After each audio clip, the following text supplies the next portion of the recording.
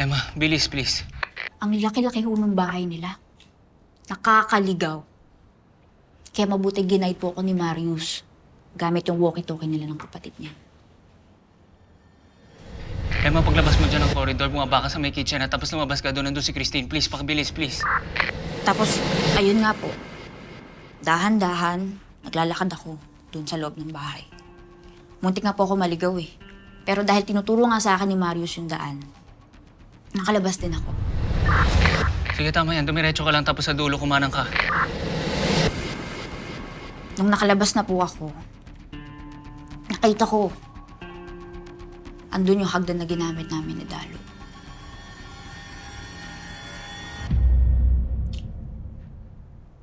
Tapos naisip ko, bakit ko ba ginagawa ito? Eh, ayun na oh. Pwede na ako umakyat doon sa hagdan, umalis na ako doon. Para makauwi na ako sa kapatid ko. Ba't siya tumigil? Emma! Emma, naririnig mo ba ako? Ba't ka tumigil? Kaya lang naman po ako napunta sa sitwasyong yun dahil sa kapatid ko. Dahil gusto ko po siyang mabigyan ng tablet.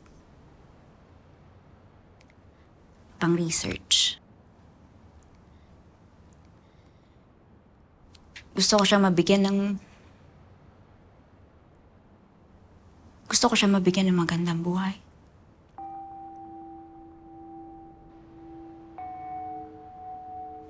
Tapos ito yung nangyari.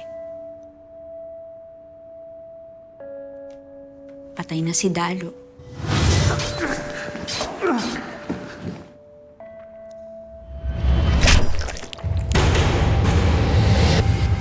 Tapos noong mga oras na yun, hindi ko alam kung makakalabas ako doon ng buhay.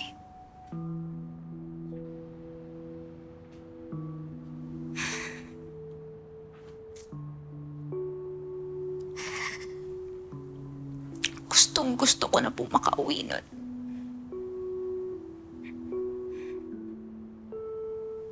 Dalawa na lang kami ng kapatid ko dito sa mundo. Ate, sorry ako naging pabigat ako. Naku! Wala yun, no? Alam mo namang lahat, gagawin ko. Thank you, ate. Tapos may sakit pa siya.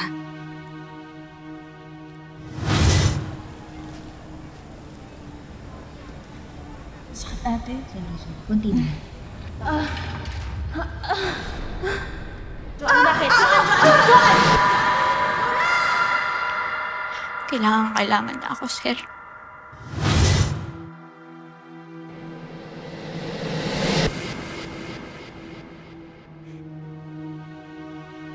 Sino na lang mag-aalaga sa kanya kung may mangyari sa akin?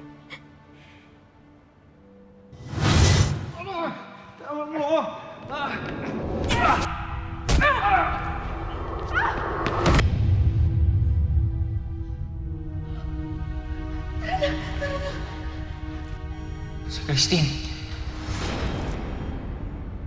Nagsisleepwalk siya. Kaya para sabihin ko po sa inyo yung totoo. Iniisip ko talagang akyatin yung hagdan na yun. Iniisip ko talagang umalis. Iniisip kong iwan si na Marius.